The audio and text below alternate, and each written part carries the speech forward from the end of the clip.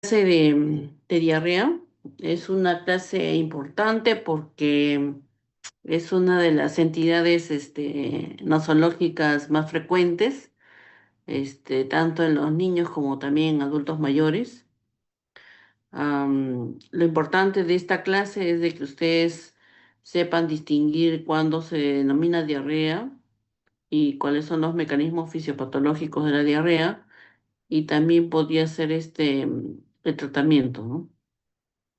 Entonces, para eso, acá presento un caso clínico de un paciente joven de 20 años que hace una semana presenta deposiciones líquidas de 2 a 3 veces al día en poca cantidad y después de ingesta de leche entera.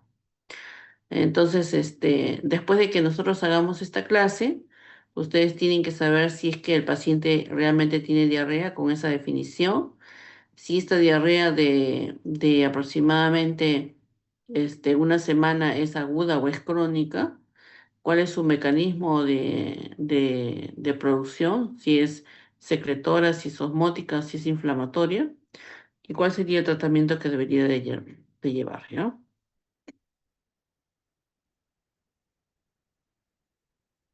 Entonces, para eso vamos a hacer un poquito de histología y fisiología, este, de cómo es la absorción y la secreción del intestino, la actividad motora y finalmente los mecanismos. Entonces, ustedes van a ver acá muchas definiciones de lo que es diarrea, ¿no? La definición fisiopatológica es el desequilibrio entre el proceso de secreción y de absorción que tiene el intestino, delgado principalmente. La OPS lo define como tres o más deposiciones sueltas en un día. Hay otra definición donde es el aumento del número de evacuaciones acompañado con la disminución de la consistencia, y que esta diarrea puede estar acompañada de moco de sangre. Y finalmente, también puede ser de acuerdo a peso. Entonces hay niños, bebés, por ejemplo, que tienen diarrea, o hay adultos mayores que tienen diarrea y que usan pañal, ¿no? Entonces, a veces se utiliza en los establecimientos de salud las balanzas para poder pesar los pañales. Y entonces con eso uno puede también clarificar si tiene diarrea o no por la cantidad, ¿no? Más o menos la deposición contiene aproximadamente 100 gramos de deposición de heces. Entonces, cuando es mayor de 200, entonces uno puede considerarlo también como una diarrea. Y en relación al tiempo, la diarrea aguda es la que tiene menos de 2 semanas, la diarrea persistente es la que tiene 2 a 4 semanas, y la diarrea crónica es la que tiene más de 4 semanas. Entonces vamos a ver un poquito de histología porque es importante determinar dónde se lleva a cabo la absorción y dónde se lleva a cabo la secreción. Entonces, en la parte más externa del intestino tenemos la serosa y luego tenemos dos capas musculares. Estas capas musculares son importantes porque son las que van a producir el movimiento intestinal. Y si este movimiento intestinal está aumentado, entonces también es una forma de producción de la diarrea. Tenemos también una submucosa. En la submucosa ustedes van a ver que están los vasos venosos, los vasos arteriales, los linfáticos y también los nervios, ¿no? Y también son importantes porque si yo tengo neurotransmisores que van a aumentar van a aumentar la frecuencia de la motilidad intestinal, entonces también se puede producir diarrea. Y finalmente tenemos la mucosa que está cubierta por vellosidades, y estas vellosidades son importantes porque le aumentan la extensión de superficie de absorción del intestino, ¿no? Entonces, nosotros vamos a tener estas vellosidades y vamos a tener unos hundimientos, como ven ustedes acá, que se denominan criptas. Entonces, estas vellosidades, las partes superiores, las partes apicales, van a tener mecanismos por los cuales van a absorber el líquido, ¿no? Que pasa por el intestino delgado.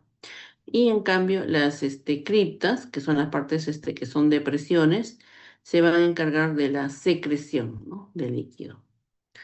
Entonces, por eso es que una de las afirmaciones de la definición es que hay un trastorno entre lo que es la absorción y la secreción. Vamos a ver que el intestino delgado principalmente es el que se encarga de la mayor cantidad de absorción. Miren, tiene 600 veces más potencia de absorción el intestino delgado, ¿no? A través de estas vellosidades que estamos viendo. Entonces, estas vellosidades en la parte apical se van a encargar de la absorción y en la parte de depresión o cripta se va a encargar de la secreción, ¿ya? Pero no solamente en las vellosidades se van a encontrar los mecanismos por los cuales se absorbe y se secreta el líquido, sino también vamos a tener dentro de estas microvellosidades glucoproteínas y también vamos a tener transportadores intestinales enzimáticos que se van a encargar de metabolizar nutrientes, ¿no? Como por ejemplo vamos a tener la sacarasa, la maltasa, la lactasa, que se van a encargar de metabolizar a la sacarosa, a la maltosa, a la lactosa, ¿no?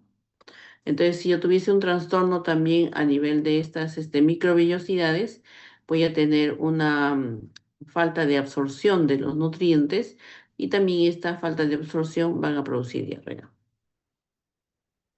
También tenemos dentro de lo que es el intestino unas células que se denominan enterocromafines.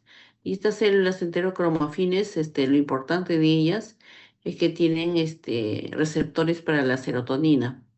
Entonces, cuando hay un aumento de la serotonina, a través de su receptor 5-TH, se va a producir una secreción de esta neurotransmisor y esto va a aumentar la motilidad intestinal, produciendo diarrea, ¿no? Dentro de lo que es también intestino, tenemos una inervación, ¿no? Una inervación que es intrínseca y una inervación que es extrínseca. La inervación intrínseca está dada por el complejo miantérico de Auerbach y también por el complejo de Meissner. Principalmente el complejo miantérico de Auerbach es el que va a producir el aumento de la contracción intestinal y el aumento de la frecuencia y velocidad del movimiento intestinal. Entonces, si yo tuviese neurotransmisores que van a estimular este complejo, este plexo mientérico, entonces se va a producir diarrea. Y tenemos también una inervación extrínseca. Esta inervación extrínseca está dada por el simpático y el parasimpático. Y entonces cuando se estimula, el simpático, por ejemplo, va a aumentar la motilidad, la hipersecreción, ¿no? Y se va a producir entonces diarrea. Como por ejemplo cuando uno está estresado, ¿no? Está preocupado.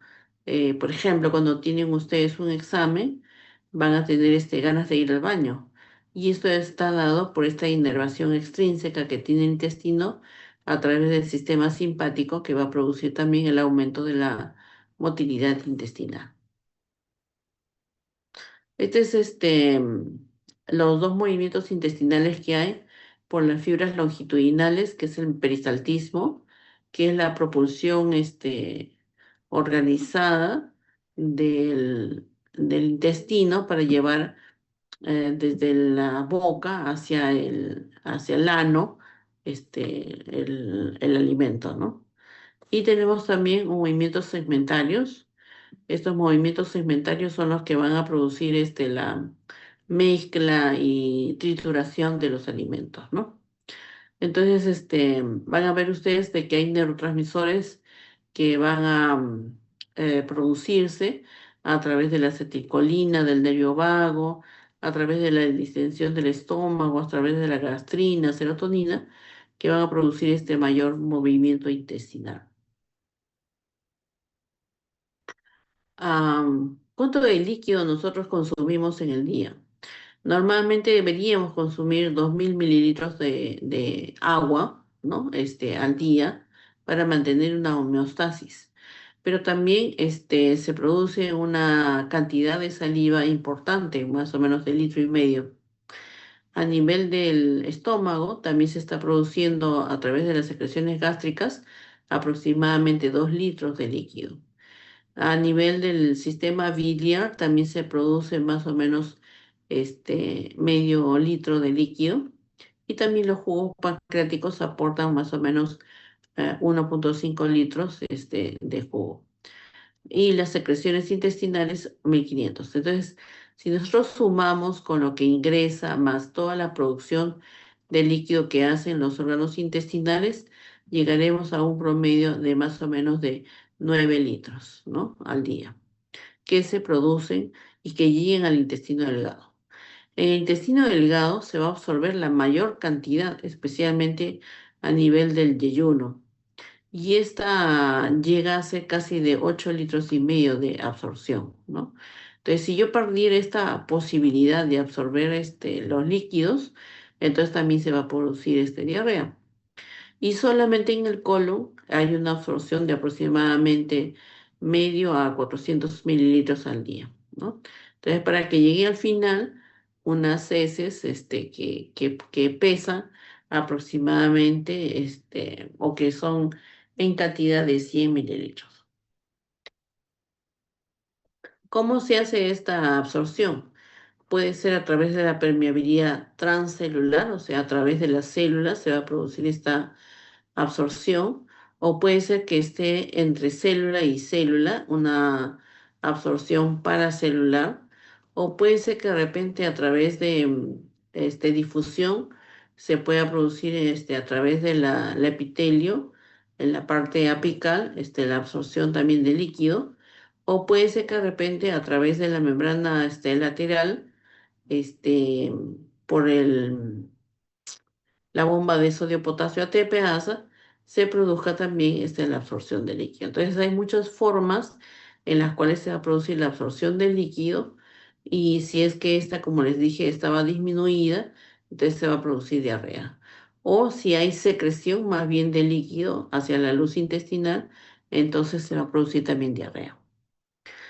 ¿Cómo es que se lleva a cabo este transporte de líquido? Ustedes saben de que hay sustancias que son osmóticamente activas que van a seguir, el agua va a seguir estas sustancias, ¿no? Una de estas sustancias importantes es, por ejemplo, la glucosa. Entonces, la glucosa, cuando haya un transportador de que lleve tanto glucosa como sodio, entonces se va a producir el arrastre de líquido a través de la difusión. Puede ser también a través del transporte de sodio y de aminoácidos, ¿no? Que se va a producir también en la parte apical de las células. Y finalmente a través del intercambio de iones hidrógeno con sodio, ¿no? Utilizando energía, ¿no? AMP. Y finalmente, en las zonas basales, laterales, voy a tener la bomba de sodio-potasio ATPasa para producir también este intercambio de líquido, ¿no? Entonces, finalmente, en el intestino delgado se va a llevar a cabo estos mecanismos. Como hemos dicho, el sodio y la glucosa a través de este transportador, GLUT, luego el sodio con aminoácidos y luego el intercambio de sodio con iones hidrogeniones y el cloro intercambiado con el bicarbonato, ¿no? Acá tenemos la bomba sodio-potasio ATPasa y también tenemos el intercambio o salida o transportador de potasio con el cloro. En el colon, si bien tenemos algunos mecanismos, como por ejemplo los canales selectivos de sodio, o como por ejemplo los intercambiadores también con sodio e hidrogenio, es menos cantidad de líquido el que se va a producir la absorción, ¿no? Acá tenemos un cuadro resumen, entonces el yeyuno es el que va a producir mayor cantidad de absorción de sodio y de otros electrolitos. El ilion con menor actividad que el yeyuno y luego el colon menor.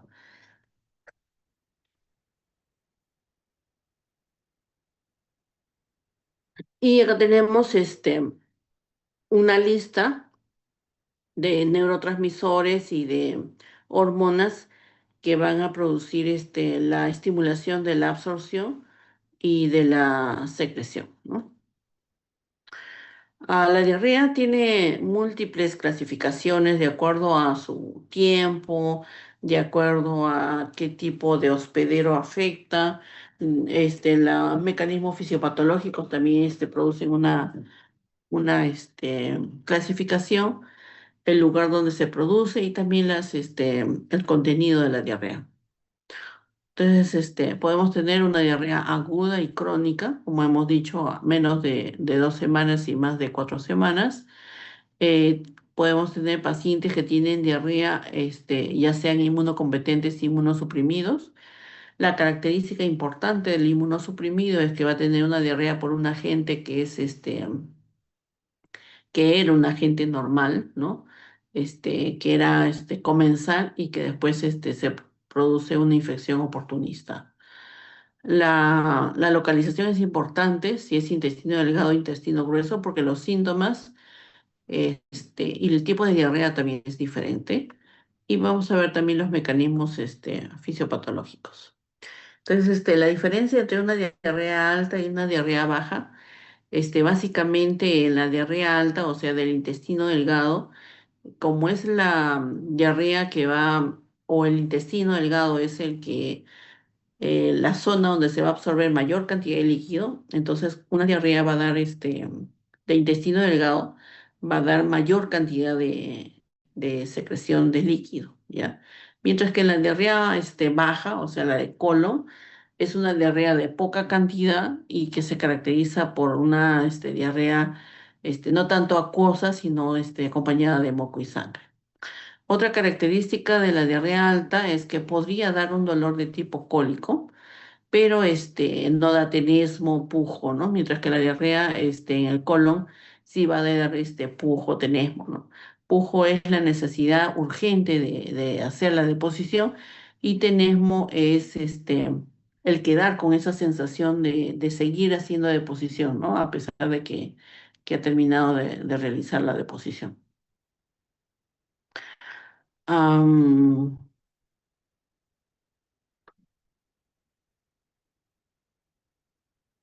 Ahora vamos a ver la clasificación fisiopatológica de las diarreas, ¿no? Puede ser que sea una alteración de la absorción, que haya una disminución de la absorción, y estamos hablando de una diarrea osmótica.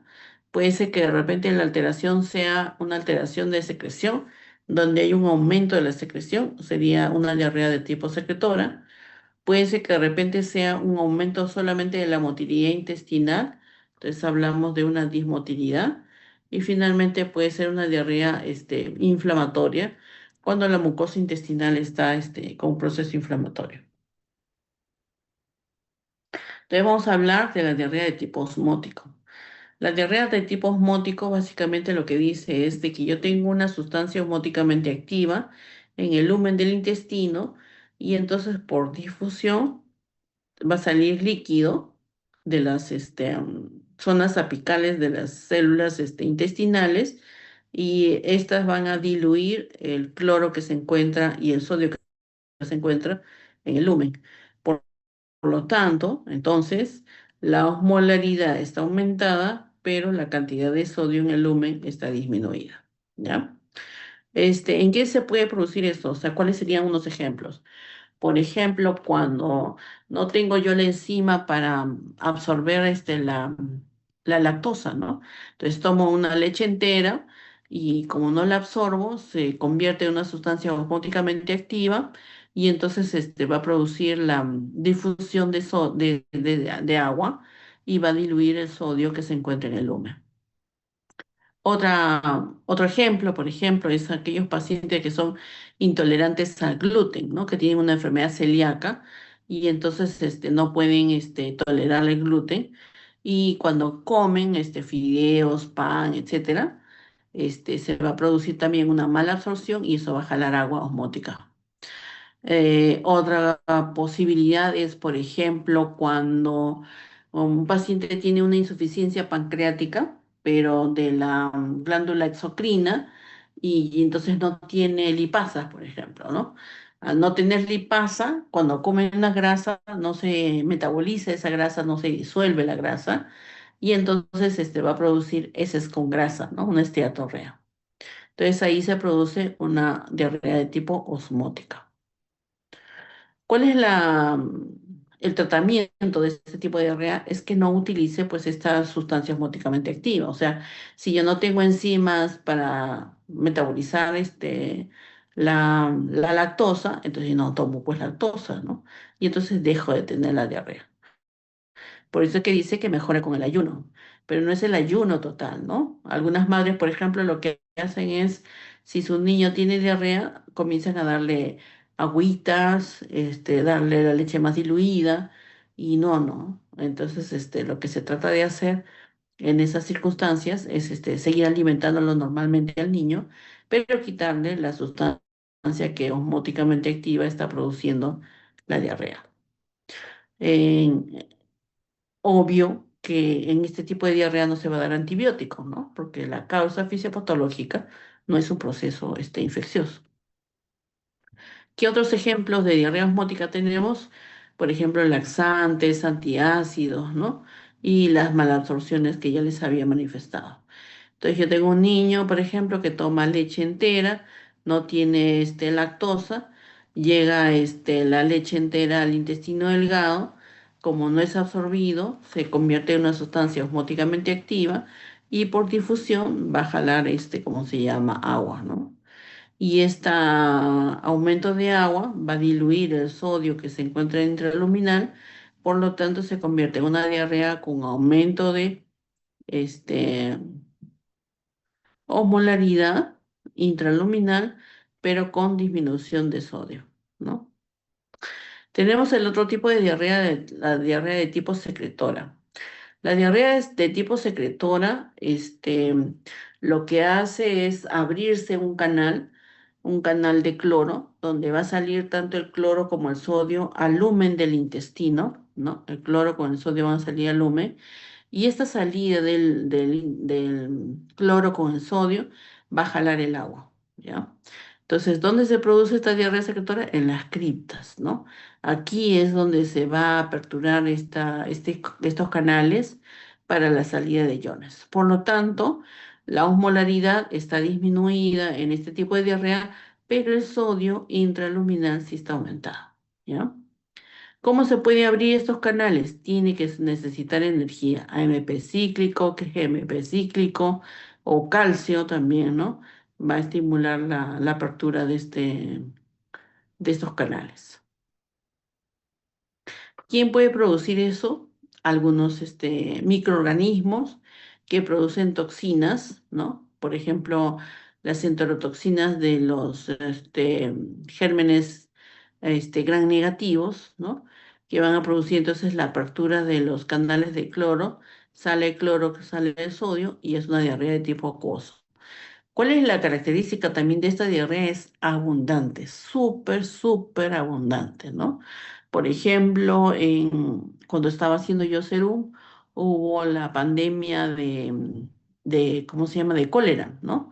Entonces, el Vibrio cólera lo que se encargaba era de producir una toxina y esta toxina entonces iba a estos canales de cloro y de sodio, los aperturaba y entonces salía gran cantidad de líquido, ¿no? El paciente se deshidrataba en un momento nada más y podía producir shock hipovolémico, ¿no? Era súper abundante.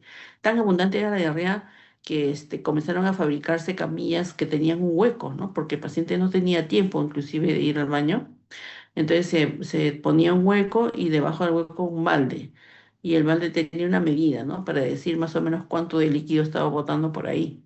Y a la hora que se le ponían los sueros, se le ponía pues 4 sueros, ¿no? En cada miembro superior e inferior se ponía este suero y a veces inclusive el suero venía en una bolsa y tenía que colocarse el manguito del tensiómetro para apretar la bolsa para ¿cómo se llama? Mm, Aumentar el flujo de entrada de líquido, ¿no? Y que sea mayor la entrada que la salida, ¿no? Era muy estresante, igual que casi que el COVID, ¿no? No produjo tanta muerte, pero era muy importante la diarrea.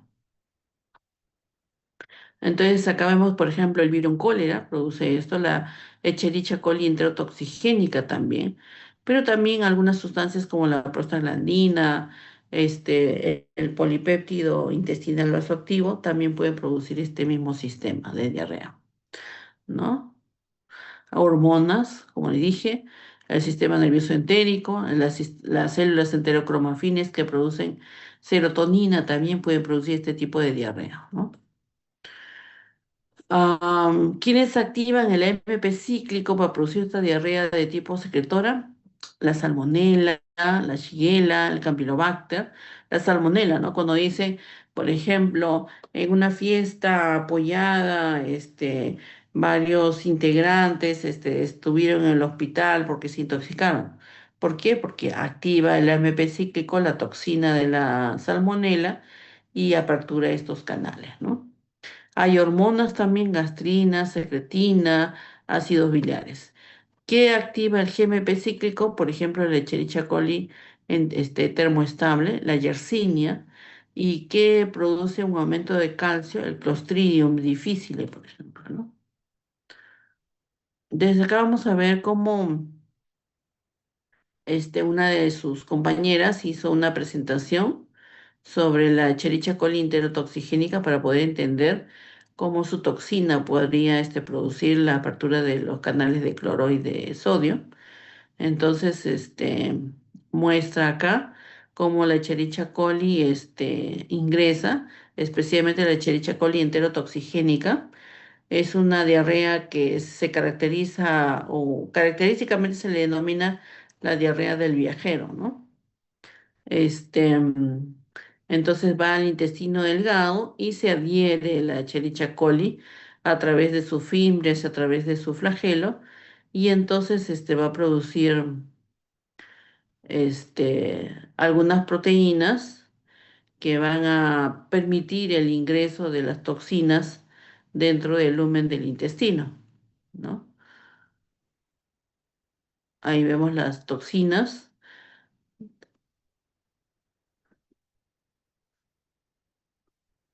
que ingresan al citoplasma primero, tanto sus toxinas termoestables como las termolábiles, ¿no? Ahí tenemos la toxina termoestable que ingresa al retículo endoplásmico y al aparato de Golgi. Se produce entonces el aumento del AMP cíclico y este aumento del AMP cíclico va a producir la apertura de los canales de cloro y de sodio y esto va a producir la salida de cloro, de sodio y de agua, ¿no? Finalmente produciendo la diarrea. Y la otra toxina, la toxina termoestable, también a través de la producción del GMP cíclico, puede ir también a aperturar los canales de cloro y de sodio para la salida de sodio y cloro al lumen intestinal. Entonces, si bien la osmolaridad está disminuida, el sodio intraluminal sí está aumentado, ¿ya? Eso es la diarrea secretora. Ahora, ustedes me dirán, bueno, es un microbio que está produciendo una toxina. ¿El tratamiento será darle un antibiótico? No, ¿no? Porque el principal problema de este tipo de diarrea es la deshidratación. Entonces, lo principal es rehidratar al paciente, ¿ya? Ya sea por vía oral, por vía endovenosa, como sea, es rehidratar al paciente. ¿Y por qué no es necesario darle el antibiótico? Porque el microorganismo no es el que está produciendo la diarrea, ¿no? Sino su toxina. Y cuando ya se liberó la toxina, no hay un medicamento antitoxina que pueda producir contrarrestar esto, ¿no? Hay algunos tumores, por ejemplo, los tumores carcinoides bronquiales primarios, que también pueden producir la secreción de serotonina, histamina, prostaglandinas y producir este tipo de diarrea de tipo secretor. O el adenoma pancreático, ¿no? El adenoma pancreático también puede secretar péptido intestinal vasoactivo, polipéptido pancreático, secretina, gastritis, etcétera, y también puede producir este tipo de diarrea. Acá vemos un cuadrito donde diferencia la diarrea osmótica que dijimos, por ejemplo, de la leche entera y la diarrea secretora que dijimos de, por ejemplo, ¿cómo se llama? El cólera, ¿no? Entonces, la diarrea osmótica es poca cantidad, entonces no produce deshidratación. La diarrea secretora sí es harta cantidad y va a producir gran deshidratación. En la diarrea osmótica, si yo dejo de tomar o consumir aquella sustancia que es osmóticamente activa, ya no se produce la diarrea. En la secretora no tiene nada que ver con el ayuno de ninguna sustancia. El sodio fecal en la diarrea osmótica está disminuida porque está diluida. En cambio, en la secretora, el sodio fecal está aumentado porque justamente es la salida de sodio y cloro la que va a producir la diarrea. Y finalmente, ¿cuál es la complicación más importante? En la diarrea osmótica puede haber mala absorción, mientras que en la diarrea secretora lo que hay es deshidratación. Ahora vamos a ver otro tipo de mecanismo de diarrea, que es la diarrea inflamatoria. En la diarrea inflamatoria hay destrucción de las células epiteliales, ¿no? Entonces las células epiteliales del intestino delgado se destruyen y se acuerdan que les habíamos dicho de que también en estas células, aparte de producir la absorción de líquido, también se producía algunas enzimas que van a digerir ciertas sustancias, ¿no? Entonces, esta destrucción con proceso inflamatorio, lo que va a estimular es el aumento de la motilidad intestinal y eso va a generar una diarrea con una falta de absorción de nutrientes, ¿no? No solamente puede ser infecciosa, puede ser también inflamatoria celular, humoral, fagocítica, puede ser tóxica, puede ser vascular o puede ser que de repente no se conozca la causa. Entonces acá tenemos otra representación de una Escherichia coli pero enteropatógena, ¿no? A diferencia del anterior, miren cómo se unen tantos Escherichia colis y lo que van a secretar también es una proteína que va a permitir el ingreso de una sustancia que va a disminuir la reparación del ARN de la célula y por lo tanto se va a destruir esta célula y va a producir entonces la mala absorción, ¿no? Hay diarreas inflamatorias que no sean por bacterias, sí, ¿no? Generalmente las autoinmunes, como la enfermedad de Crohn, la colitis ulcerativa, que van a producir un proceso inflamatorio, destrucción de las células. Se va a ver inclusive a través de la colonoscopía esta destrucción celular y que va a producir en algunos casos inclusive en el sangrado, ¿no? Acá tenemos, miren, cómo hay proceso inflamatorio en la enfermedad de Crohn, por ejemplo. Nos va a tomar principalmente intestino grueso en varios sectores, ¿no? Puede ser que la causa sea genética, puede ser que sea bacteriana o puede que sea autoinmunitaria también. Generalmente afecta a todo el intestino delgado y también afecta al intestino grueso, hasta el recto inclusive. Y tenemos ahora la diarrea por dismotilidad, que es otro tipo, otro mecanismo de diarrea.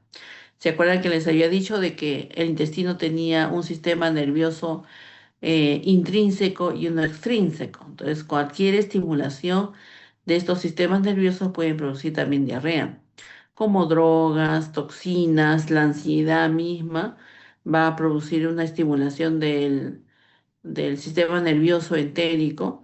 Esto va a aumentar la motilidad intestinal, reduce el tiempo de tránsito intestinal y eso entonces va a producir una diarrea, pero también una mala absorción, ¿no?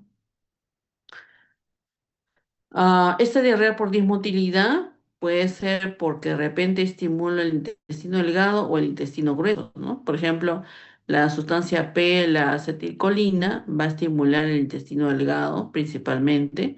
Luego también está la serotonina, ¿no?